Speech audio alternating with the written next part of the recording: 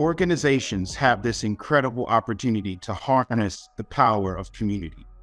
Communities are these organic, but often intentional groups that hover around a lot of different types of interests. Some communities are communities of circumstance. And out of circumstances, we grow accustomed to doing things the same way, to accepting a certain group of people, and having a sense of belonging connected to those circumstances. I'm African American, and so not only do I share in the traditions and history and heritage of African Americans, but there are circumstances, issues, problems, and a social dynamic that embodies a part of the African American experience.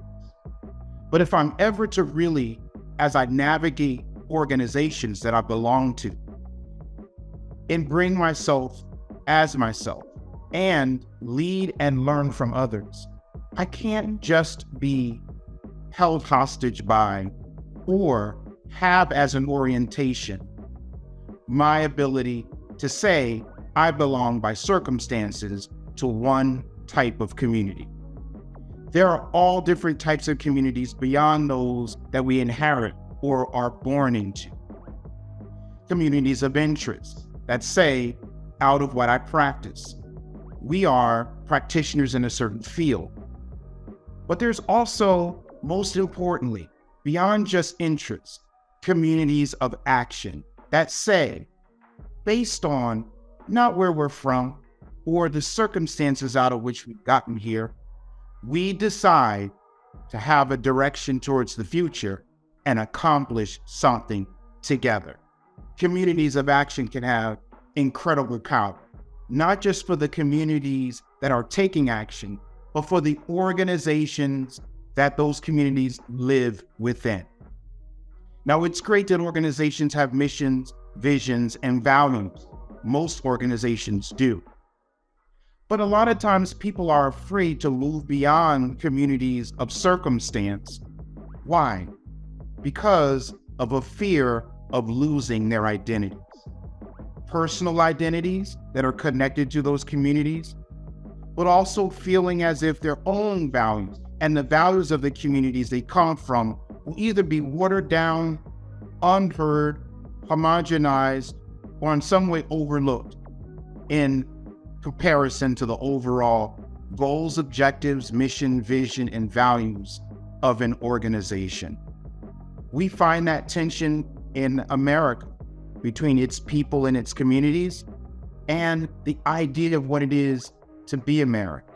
But we also find it in a microcosm within companies, because as companies move products and services forward, it needs people and their perspective. But only if people feel as if their contribution isn't the only thing valued, but also what makes them who they are, their identity. I remember being 12 years old and from Trenton, New Jersey, African American and majority minority city, and going to a private school as a scholarship kid in the Princeton area called the Pennington School. Being told that I was one of a very few group of people from my community that would be thrusted into an environment full with opportunity and the potential to learn and grow and contribute at the highest levels of society. This is hard to fathom as a 12-year-old. And when I stepped foot on Pennington's campus, I experienced such culture shock that my first reaction was to retract and remember and have a reference only toward the community that I recognized as comfortable. In other words, being African American and from a city in the center of New Jersey were my references. And it was hard for me to understand and adjust, let alone open my mind and my perspective to accepting, trusting, and cooperating with people from different walks of life.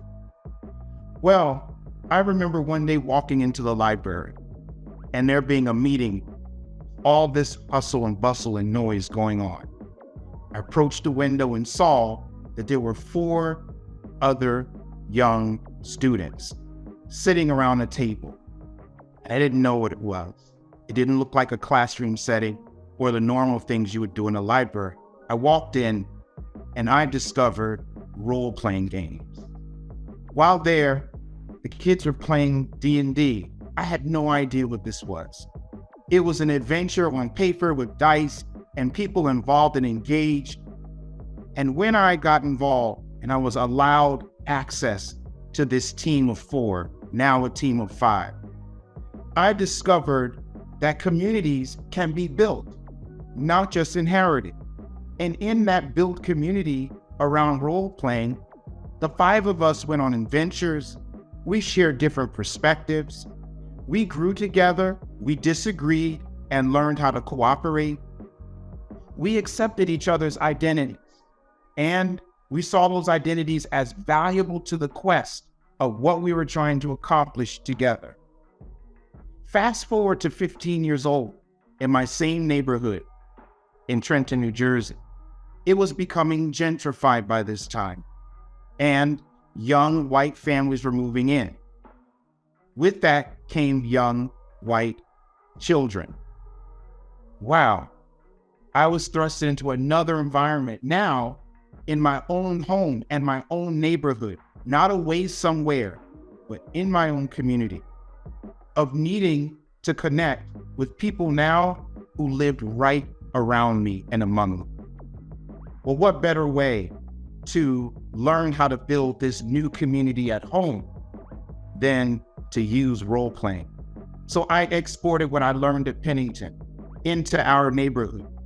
And that became the impetus for us to create yet another community. Well, fast forward to the pandemic and the height of it a couple years ago. I'm sitting at home, like many of us were, and going through my own identity crisis of who am I now in this pandemic? And how do I define who I am and what I want? So I reached out to my friends from the neighborhood who are now freckled all throughout the country. And in reaching out, we realized we were still a community. That even now the new circumstances of being isolated by a pandemic couldn't break the fact that we had this inseparable bond, this trust, and this ability to support one another, regardless of what was going on in the world. The power of this community allowed us to finally become a community of action. By supporting each other, we decided once a week on every Wednesday, we'd get together on Zoom and we'd ask the important questions about what you're going through. How do you feel? And how can I help? Well, that's led to all kinds of creative things, like taking vacations together, being able to support each other, but then also the ability to say, we're family, connected forever. This trust that would never stop. I want to be able to encourage you all today to think about yourselves, not just in the context of the communities you come from, but how do we inherit new communities? What then becomes the game, the role-playing game, the impetus that creates the trust, the transparency, the vulnerability, and the action that we need to survive, yes, but thrive, more importantly, within organizational structures and outside of them. I'd like to leave you with a few questions. What role do I play when I enter into a new environment to help build the bridges in that organization between people? How do I figure out how to bring myself and my vulnerability to a situation that opens the door for others to share? Is that a program or initiative that I create? Is that one that I join and that I help transform? And lastly, what role do I play as leader, but what role do I also play as learner? And how do I, in both roles, create this opportunity to be a bridge between different communities? Let's make sure that as we are organizationally framed, that we also bring ourselves into a place We are change agents by supporting and allowing people to build communities that have action.